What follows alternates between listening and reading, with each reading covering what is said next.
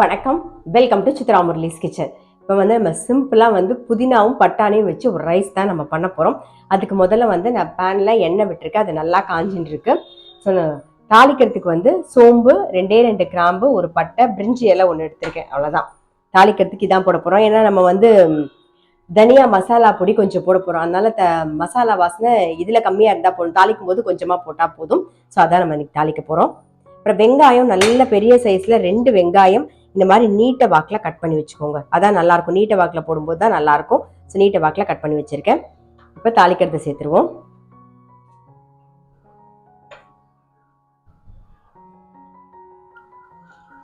இப்போ வெங்காயம் சேர்த்துக்கலாம். நம்ம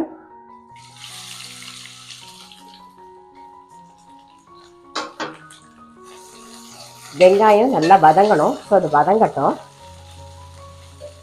பாருங்க, வெங்காயம் லைட்டாக ஒரு ப்ரௌன் கலரில் மாறி இருக்கு பாருங்க. இந்த ஸ்டேஜில் நம்ம தக்காளி சேர்த்துக்கலாம். ஒரே ஒரு தக்காளி நீட்ட வாக்கில் கட் பண்ணி வச்சிருக்கேன். இது கூட மஞ்சள் பொடியும் சேர்த்துக்கலாம். அப்புறம் தேவையான உப்பு. இந்த ரைஸ்க்கு என்ன தேவையோ அந்த உப்பை இங்கேயே சேர்த்துடலாம். நம்ம இப்போ தக்காளி நல்லா வதங்கட்டும். அதுக்குள்ள என்ன பண்ணலாம்னா, நல்லா ஒரு 2 கைப்பிடிக்கு புதினா, காரத்துக்கு பச்சை மிளகா மட்டும்தான், ஒரு 3 பச்சை மிளகா, இஞ்சி, பூண்டு இதெல்லாம் அரைச்சி எடுத்துட்டு வந்துடலாம். புதினா, பச்சை மிளகா, இஞ்சி, பூண்டு அரைச்சாச்சு.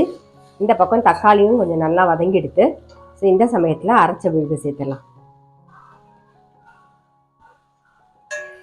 கொஞ்சம் நல்லா வதங்கணும். நம்ம அரைச்ச விழுது சேர்த்து கொஞ்சம் நேரம் வதக்கியாச்சு. ஸோ இப்போ பட்டாணி சேர்த்துக்கலாம். நல்லா மிக்ஸ் பண்ணிவிட்டு அப்படியே மூடி வச்சுருவோம். கொஞ்சம் வதங்கணும், பட்டாணியும் வேகணும். பட்டாணி போட்டு மூடி வச்சுருந்தோம். பாருங்க, நல்லா பட்டாணியும் வெந்துடுத்து, எண்ணெயும் நல்லா பிரிஞ்சு வந்துடுது. ஸோ இப்போ நம்ம தனியா மசாலா பொடி ஒரு ஸ்பூன் சேர்த்துக்கலாம். வாசனை உங்களுக்கு எந்த அளவுக்கு வேணுமோ அந்த அளவுக்கு நீங்கள் சேர்த்துக்கலாம். இதை நல்லா மிக்ஸ் பண்ணிவிடுவோம். இப்போ இதை நல்லா மிக்ஸ் பண்ணியாச்சு. சாதம் உதிரியாக வடித்து ரெடியாக எடுத்து வச்சுருக்கேன். இப்போ அதை சேர்த்துக்கலாம். நம்ம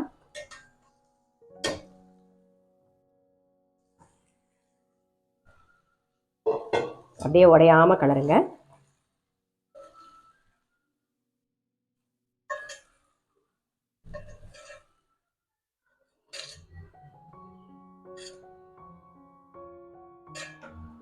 இப்போ நல்லா மிக்ஸ் பண்ணியாச்சு.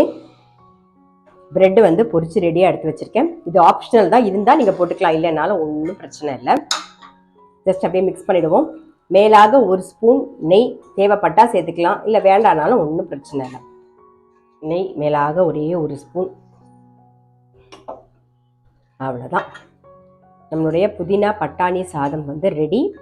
ஆஃப் பண்ணிடலாம். ஆஃப் பண்ணியாச்சு. ஆல்ரெடி மிக்ஸும் பண்ணியாச்சு. எல்லாம் ரெடி. மூடி வச்சிருவோம். ஸோ இன்றைக்கி ரெசிபி என்னென்னு பார்த்துருப்பீங்க. ரொம்ப ரொம்ப சிம்பிள். நீங்கள் டிஃபன் பாக்ஸ் பண்ணணும்னு நினச்சிங்கன்னா டக்குன்னு பண்ணிடலாம். பட்டாணியும் புதினாவும் இருந்தாலே போதும். இல்லை புதினா கொஞ்சமாக இருந்ததுன்னா நீங்கள் அதை அரைச்சி போடாமல் தாளிக்க போட்டுட்டு பட்டாணியை போட்டு கூட இந்த மாதிரி ரைஸ் பண்ணலாம். ரொம்ப ரொம்ப சிம்பிள். தாளிக்கிறதுக்கு மசாலா, அந்த தனியா மசாலா பொடி மட்டும் இருந்தாலே போதும். தேவைப்பட்டா நீங்கள் தாளிச்சா கூட போதும். மறந்துட்டிங்கன்னா ஒன்றும் பிரச்சனை இல்லை. இந்த தனியா மசாலா பொடியை போட்டிங்கனாலே போதும். அந்த மசாலா வாசனையோட ரொம்பவே நல்லாயிருக்கும். ஸோ கண்டிப்பாக ட்ரை பண்ணி பாருங்கள். நான் அடுத்த வீடியோவில் சந்திக்கிறேன்.